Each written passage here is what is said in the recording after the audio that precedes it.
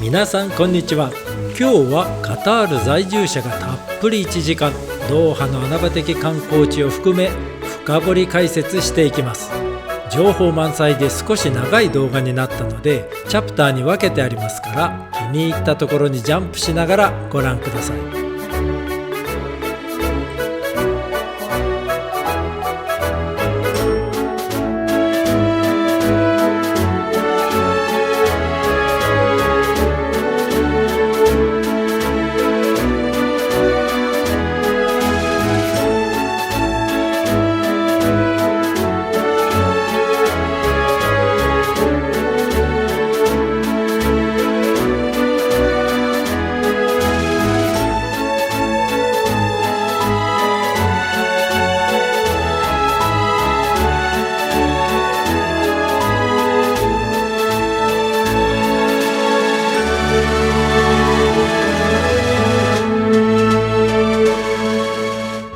皆さんこんにちは。ドーハカタールへようこそ。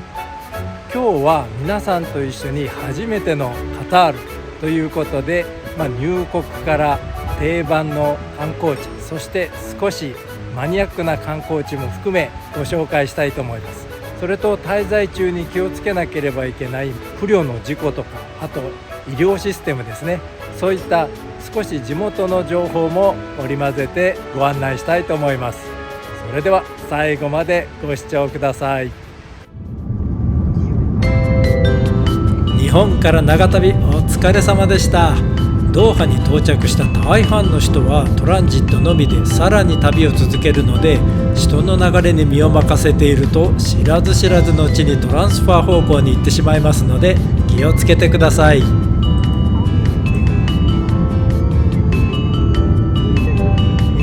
カタールは言わずと知れたイスラム教国家なので、酒類および豚製品の持ち込みは固く禁止されています。イミグレーションでは日本国パスポートをお持ちの方はアライバルビザが発行されます。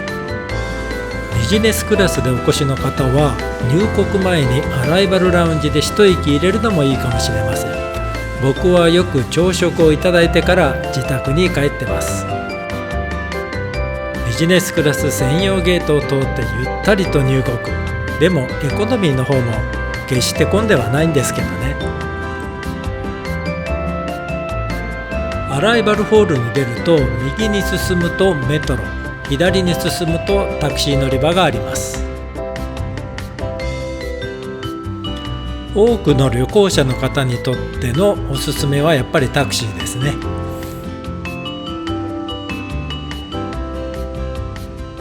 SIM カードがもし必要な人はここで購入できます。そしてその隣の渡り廊下を通っていくとタクシー乗り場があります。カタールのタクシーは新車がほとんどで、物価に比べて料金も安いので安心して利用できます。ドーハ市内の主要な観光地にはタクシースポットもありますが、もちろん Uber も利用できます。ホテルのお迎えや遠方に行くバス乗り場、そしてメトロ駅はアライバルホールの右手になります。カタールには冬と夏しかありませんが、季節によってその生活様式はかなり違います。カタールってすごい暑い国なので、とにかく外気に触れないっていうのが鉄則です。もしメトロとか利用される場合は必ず2階に上がってください。2階は渡り廊下がメトロステーションまでつながってます。でも意図的に外に出ようとしなければほとんど外に出なくても済むのがカタールなんですよね。1階部分を通るとこんな感じで少し屋外を通らないといけないんですけど、でも季節がいいと全然大丈夫です。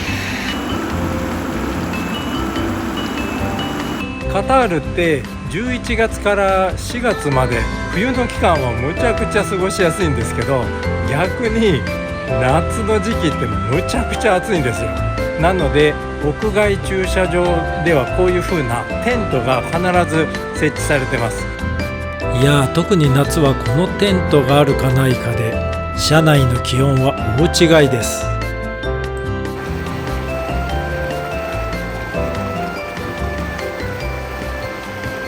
それではちょっと寄り道、空港のモスクに行ってみましょう。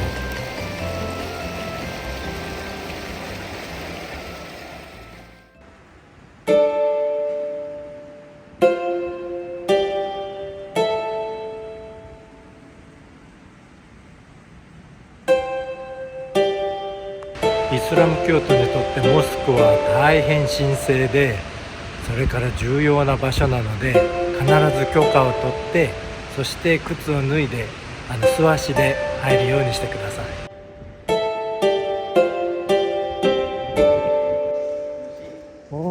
Very nice, very nice, thank you.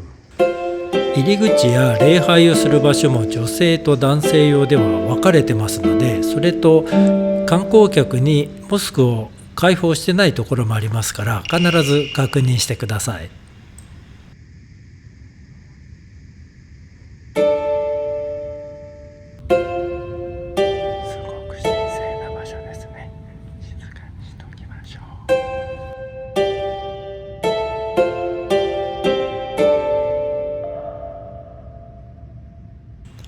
う。ではドーハ中心部に行ってみましょう。この辺りは有名な観光地が本当に目白押しで結構お得ですよ。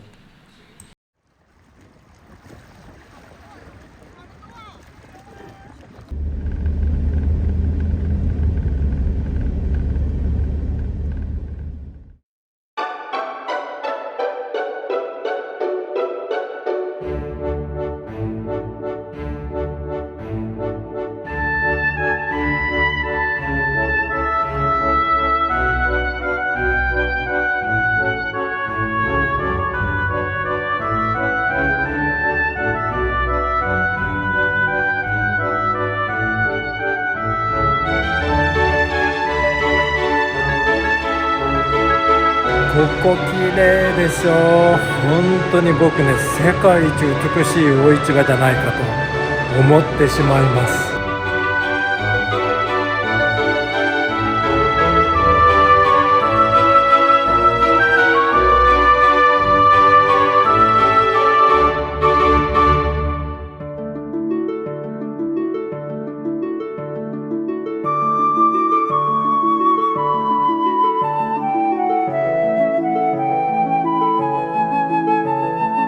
魚市場の中に入ってもね、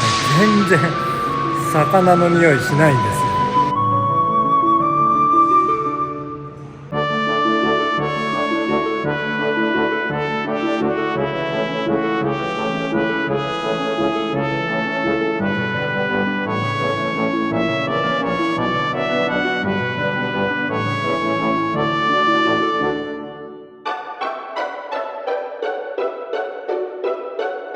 これ全部タイルなんです。すごいですよ。これ上見てください。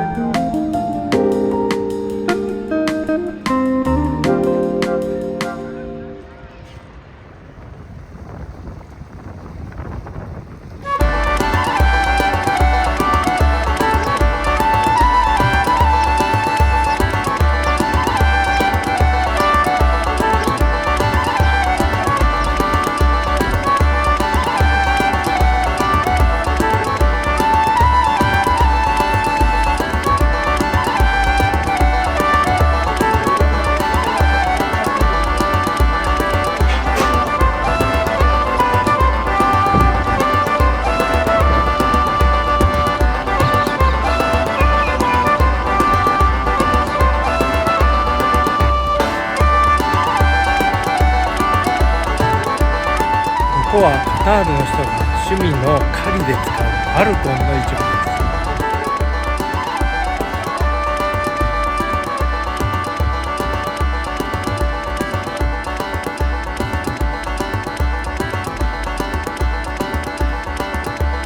なかなか鋭い眼光の鳥ですね。スーク内にはファルコンの病院まであります。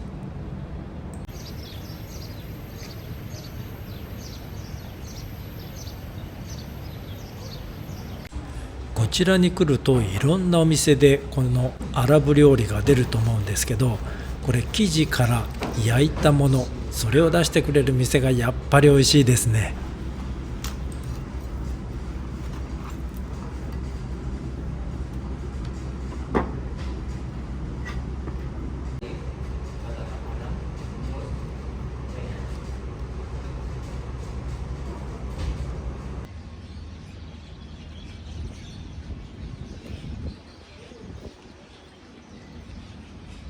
今スークワーギフに来てますが、今ちょうどお昼2時を回ったとこぐらいなんですけれども、ほとんどの商店これ閉まってるんですね。こちらではやっぱり暑いからみんなお昼は仕事休むんですね。ちょうどシエスタの時間に入ってるので、せっかく観光で来られてもお店全部こういう状態で閉まっちゃってますから、やっぱり夕方ぐらいを目指して来られると非常に賑やかで活気づいてると思います。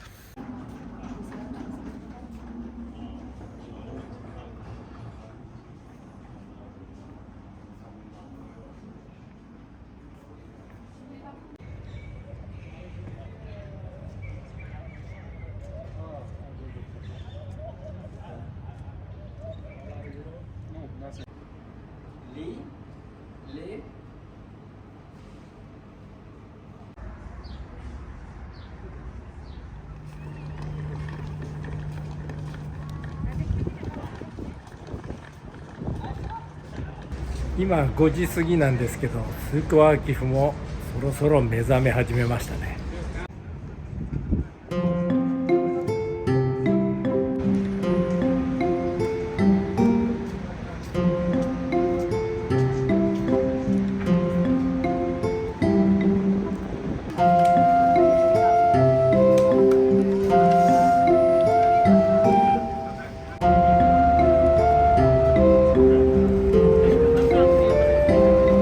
Have shishi. Oh, this is the shishi. Yeah, shishi dates. Yes. And we have Kennedy dates. Yes. And the other one we have Konas dates. Ah, this is a very popular. Yes, very good.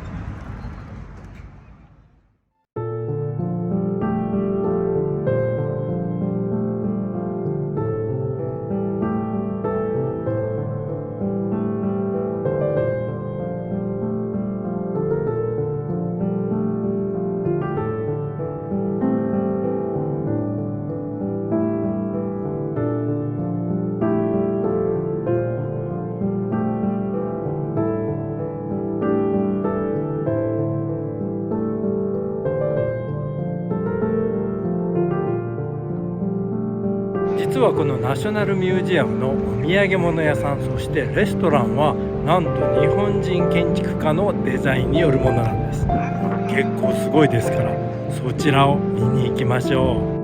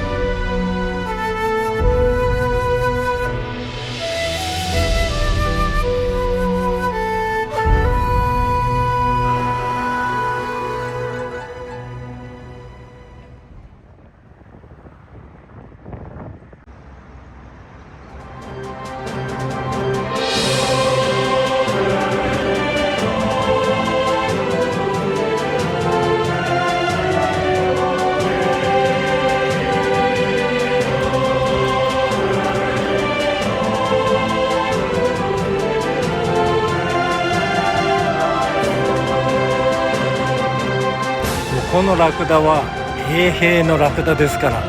王様の警護にあたるラクダなのでエリートたちなんです。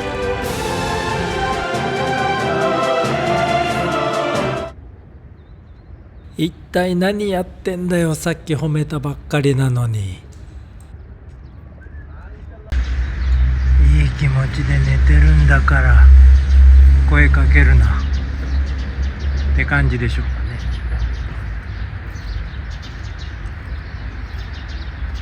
あれ、なんか一斉に座ってますね。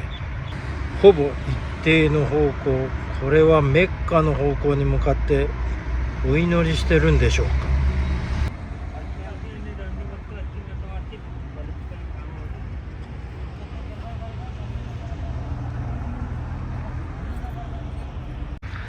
偉いですね。うんちの掃除も全部自分たちでやるんですね。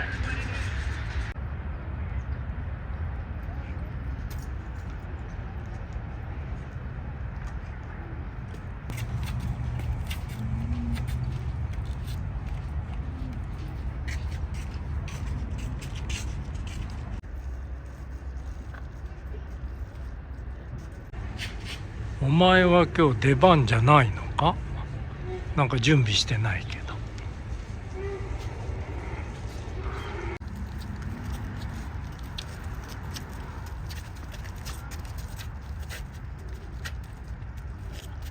衛兵たちが今パレードの準備をしてますけど、なんかすごい迫力ですね、こんな近くで見ると。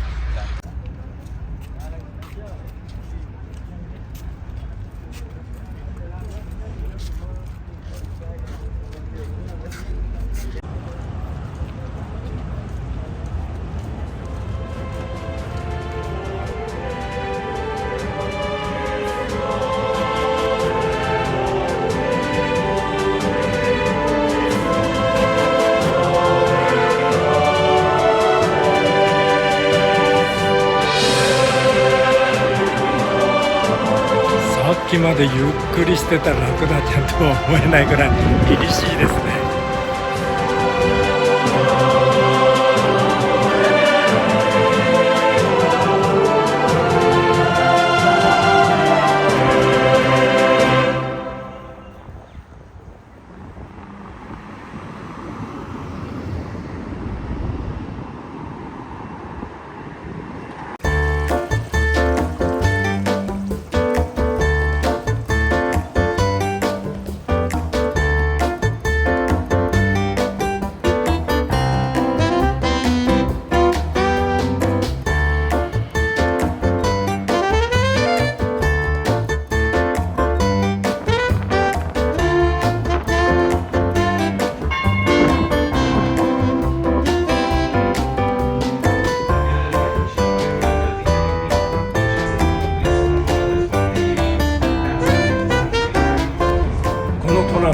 なんと無料で利用できます。これに乗るとムシェーレブ駅からスークワーゲンの入り口まで行くことができます。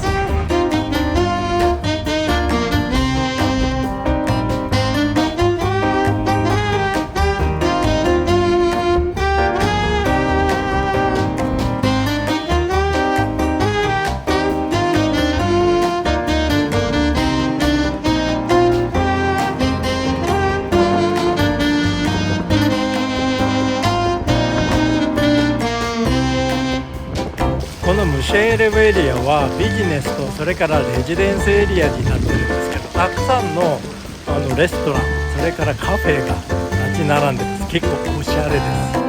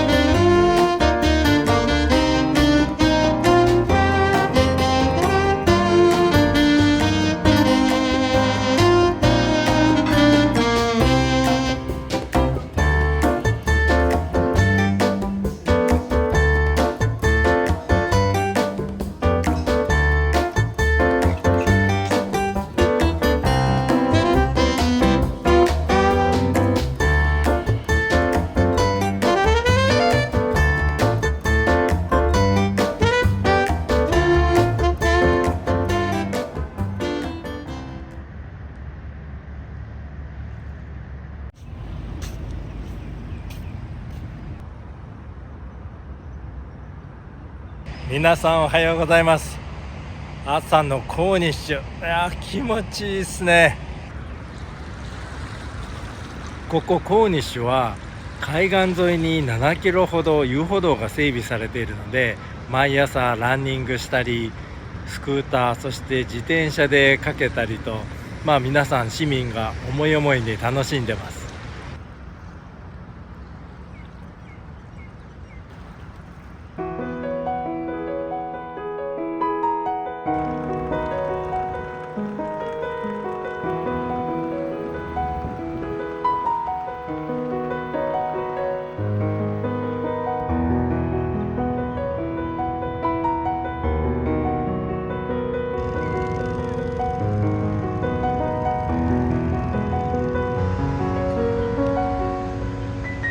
このデーツは間もなく収穫ですね。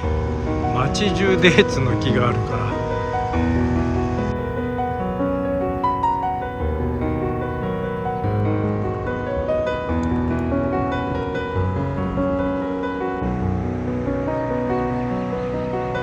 ウエストベイの街の方から来られるときは、この道をクロスできるところがシェラトンホテルのとこと、あとここですね、ここはアンダーグラウンドのパスがあります。そしてあともう少し向こうに行ったところにあるんですけど、決して道路をそのまま横切らないでください。これ結構車飛ばしてて危ないので。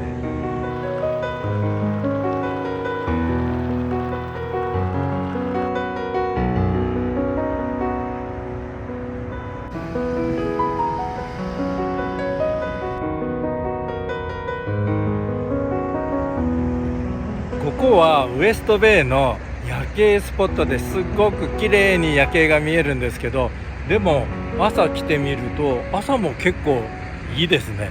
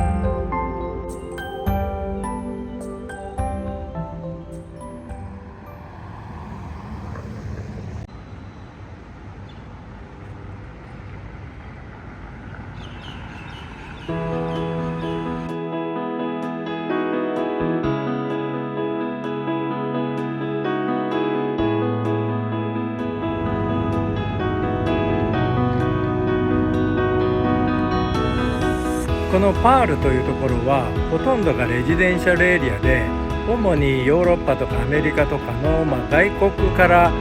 来られた方が居住してますね。そして、それに伴って、レストラン、ホテル、この後ろに見えているホテルなんですけど、こういったもので構成されてます。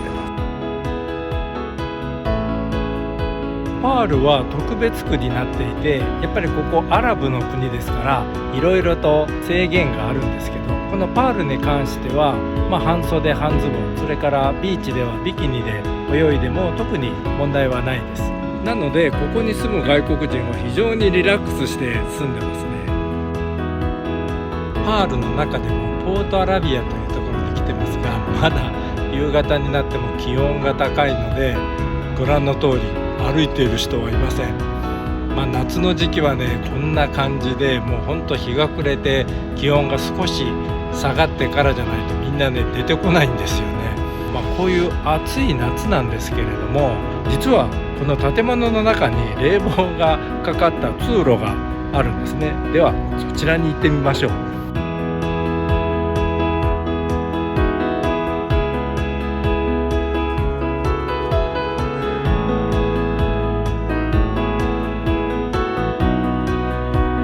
ここはもうね冷え冷えですかえってここにいると寒くなると思うんですけど、こんな感じで暑い夏はもう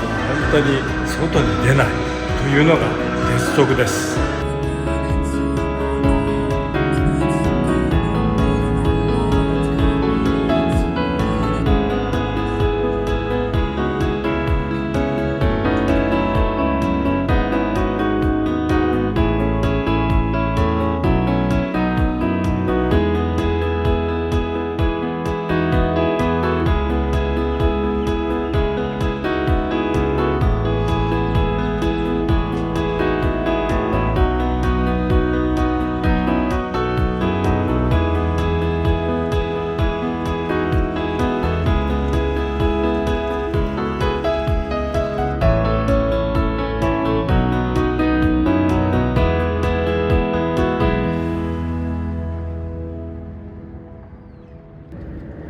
たくさん魚が群れてますね。あれは何の魚だろう。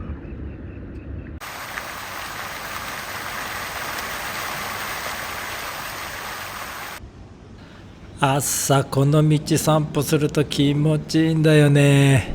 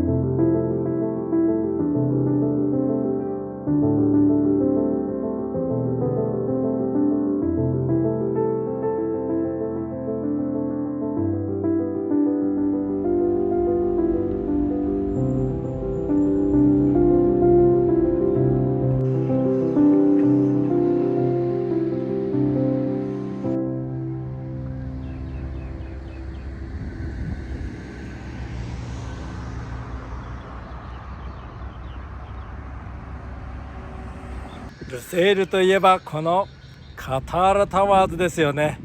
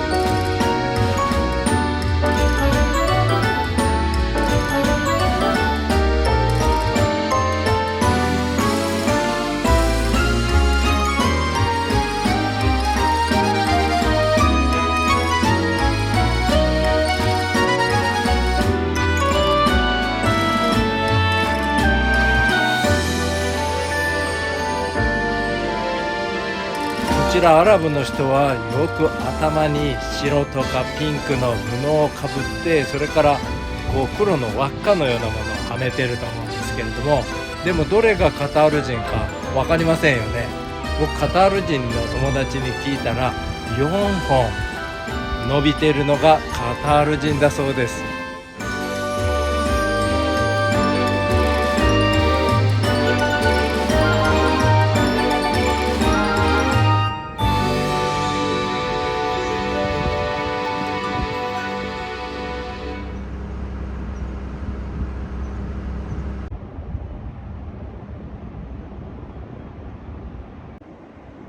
君こんなところにいたのか。ワールドカップの時はお世話になりました。ワールドカップの時や花火の時とかはすごくたくさん人が来て盛り上がってましたけど、まだ街全体として見ると未完成ですね。なのでこれからあと 2,3 年かけて完成するんでしょうか。でも完成するときっとおしゃれで楽しい場所になるんでしょうね。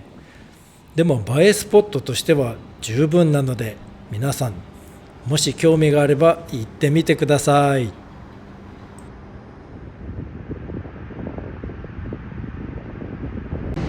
エデュケーションシティにやってきました。ここはいろんな大学が集められているエリアで、学生さんたちにとって非常に生活しやすいようにできています。僕が働いているアメリカのコーネル大学の医学部の、ドーハキャンパスもこちらにあります。このエデュケーションシティには全米の名だたる大学がひとところに集められており、世界トップクラスの大学でアメリカの教育を受けることができるようになっています。もちろん我々教授陣もアメリカからのアポイントメントとなります。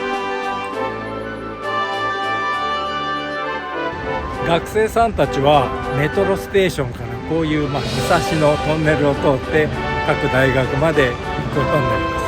ます。夏ね、暑いですから、やっぱりこういうのがあると嬉しいですよね。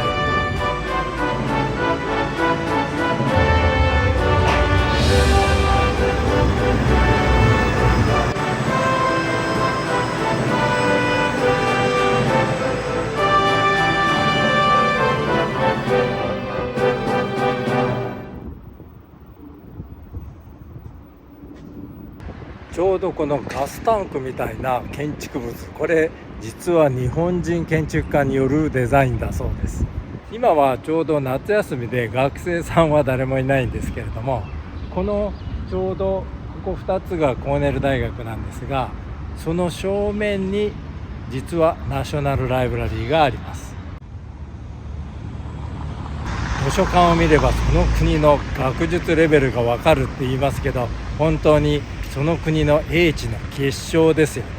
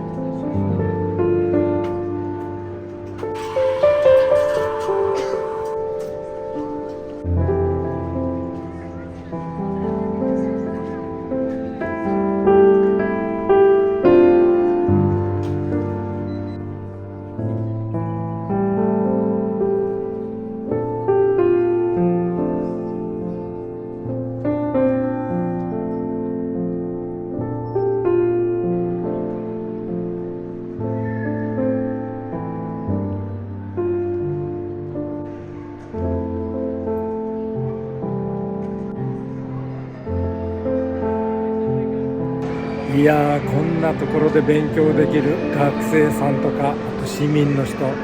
幸せですね。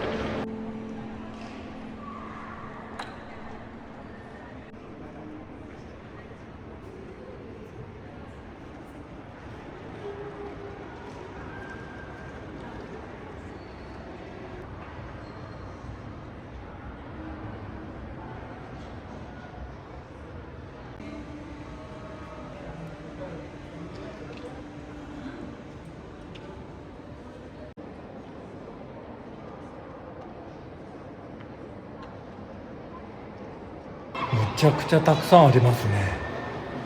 これはでも僕にはあんまりよくわからないんですけど、全部アラビア語で書いてます。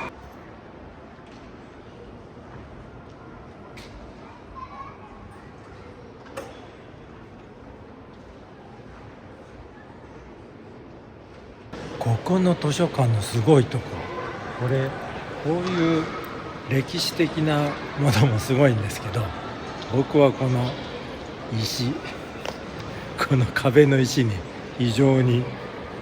魅了されます。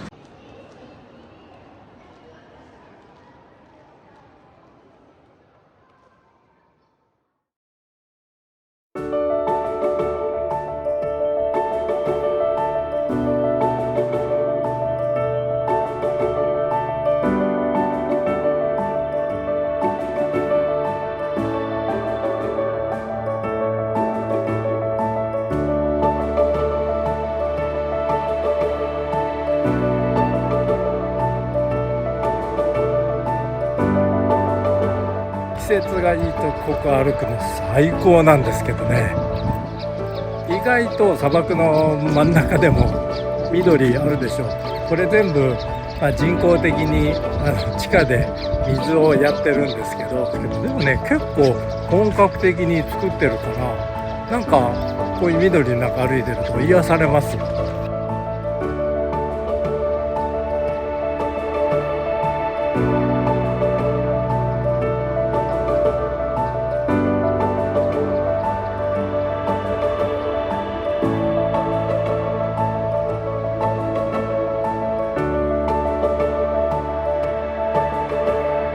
学生や教職員のためのモスクですけれども、かなり立派なモスクが建てられてますね。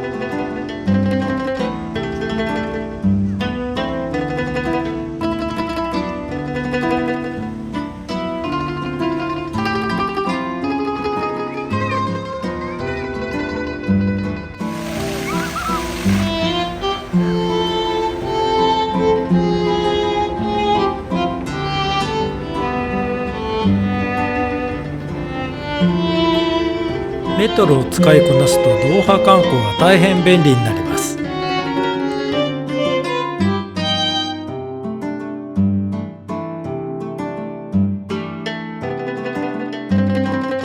ドーハのメトロは非常に綺麗で、それから係員もたくさんいるので非常に治安はいいです。ただ唯一気をつけてほしいのが金曜日の運行時間です。午後2時から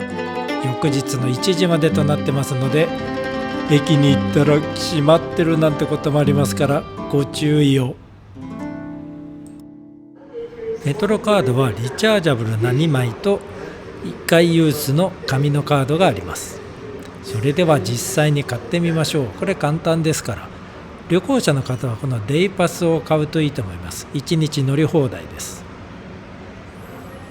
もし長くいるようだったらウィークリーでもいいんですけど、これ値段ほとんど変わらないのであんまり得じゃないと思います。それからリチャージャブルなカードを買うときは、スタンダードクラスに乗るのか、それともゴールドクラスに乗るのかで料金が変わってきます。基本的にはこのスタンダードクラスに乗られると思いますが、女性および子供さん連れの場合ファミリー、そしてちょっとリッチなゴールドクラスがあります。それではゴールドクラスに乗ってみましょう。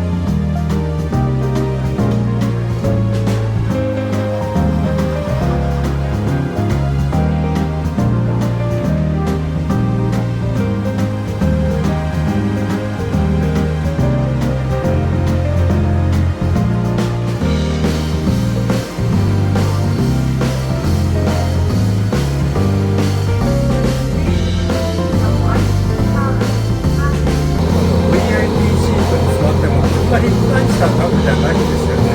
なので皆さんもどうぞ座ってみてください。ここは空いてていいです。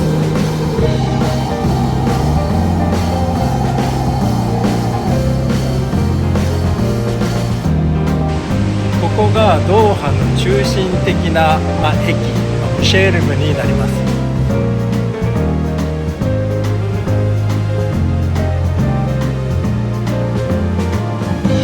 メトロで行けるモールのうち、今日はベンドームモールを紹介します。まずメトロでリグテイフィーアまで行っていただいて、そこからトラムに乗り換えます。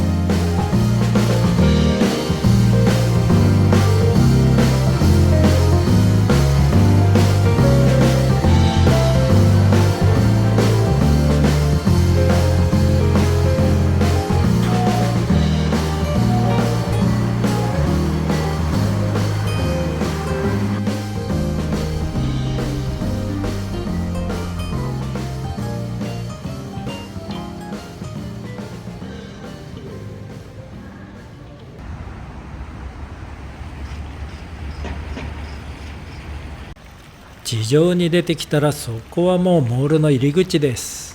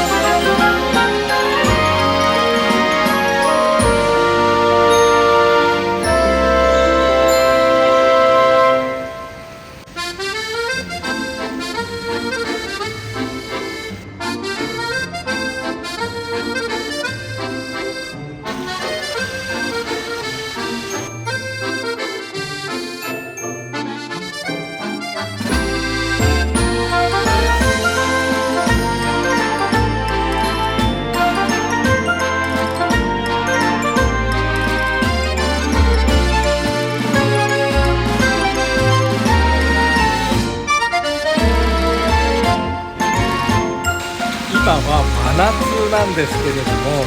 ここ中庭の1階ってクーラーがかかってるんですよ。だから外に出ててもすごく快適です。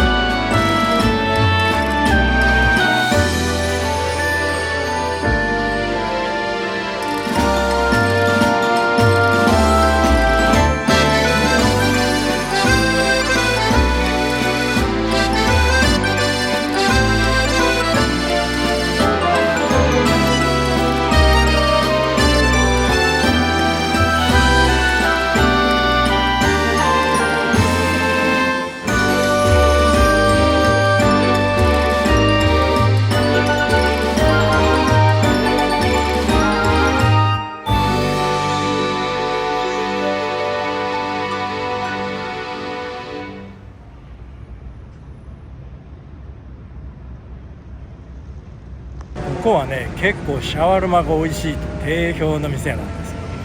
行ってみましょう。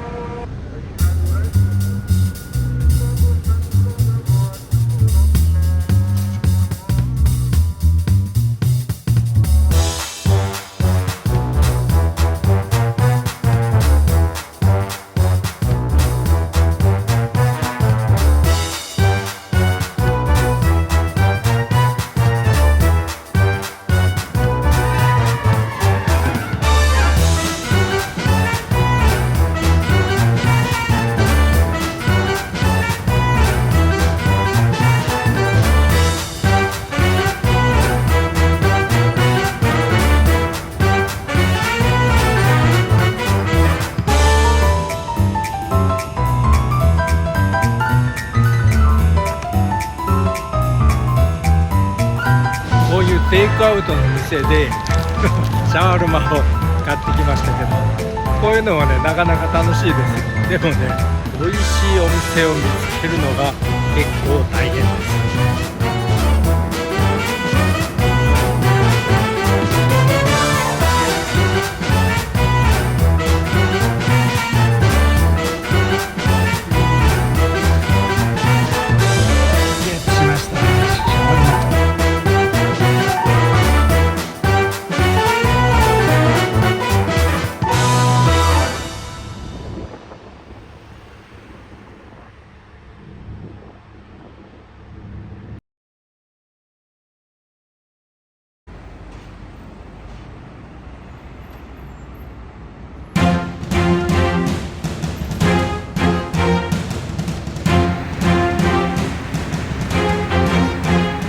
これがですね、カタールの救急車になるんですが、999、この999を鳴らせば、警察、それからこういう救急サービス、すべて同じ番号でつながります。カタール居住者はもちろんのこと、トランジットで来られたビジターの方もすべて無料で利用することができます。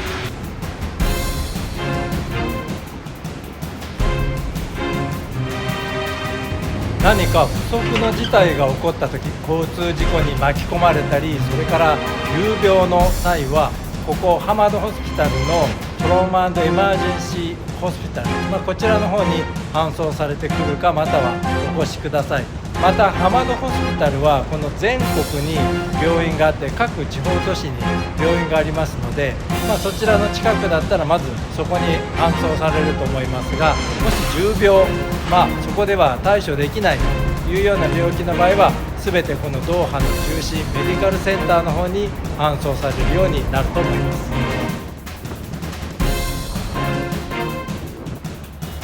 以前はトランジット中の患者さんが急病になっても事実上お金は取られなかったんですけれども、もう現在は私立病院、プライベートホスピタルの3倍の値段が課せられるみたいですから、皆さん海外旅行保険にも必ず入ってきてください。メトロでお越しの際は99はハマド病院、心臓や婦人科だとホワイトパレスで降りるようにしてください。あと子どもさんの99の場合、反公立のシドラメディスン、こちらが医療レベルは高いです。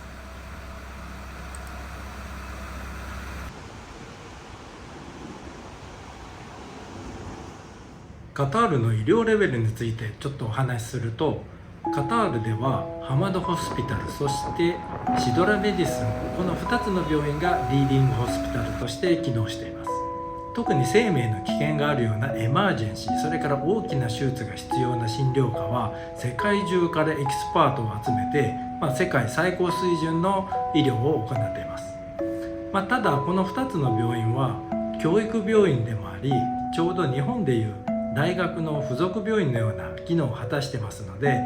そこで働くスタッフは、エキスパートから、研修医まで、それは様々です。一方プライベートホスピタルは非常に豪華なサービスを提供しています。ですので本当の意味で緊急性を要する疾患以外はプライベートホスピタルに行くことをお勧めします。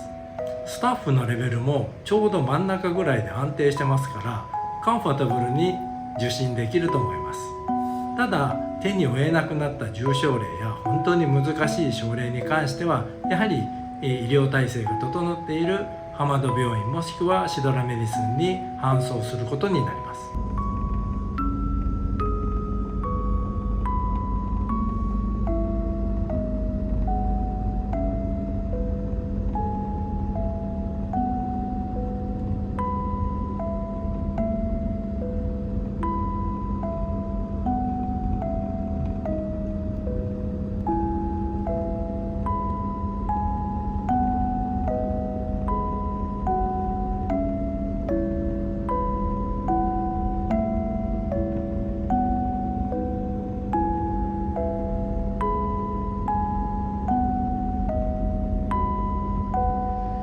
かがだったでしょうか。カタールドーハの旅。